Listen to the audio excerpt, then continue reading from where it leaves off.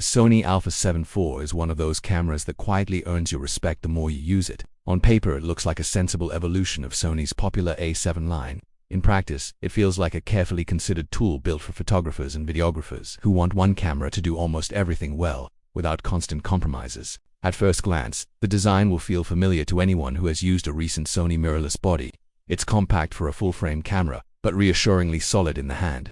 The grip is deep and comfortable, making it easy to shoot for long periods without fatigue. Sony has clearly listened to feedback here. The buttons feel better placed, the dials are more intuitive, and the overall layout feels less fiddly than earlier generations. The Varangle rear screen is a welcome addition too, especially for video work, low-angle shots, or anyone who shoots themselves regularly. The headline upgrade is the 33-megapixel full-frame sensor, which strikes a pleasing balance between resolution and practicality.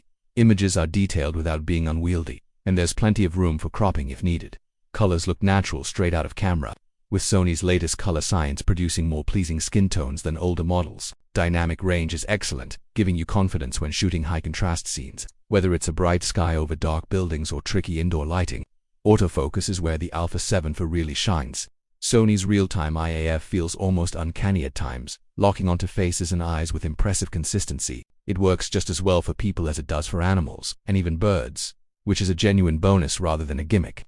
For everyday shooting, this means fewer missed moments and less time checking focus after the fact.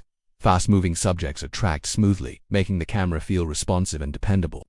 Video performance is equally strong. The ability to shoot 4000 at up to 60p opens the door to smoother motion and more creative flexibility. Footage looks sharp and detailed, with good control over color and exposure.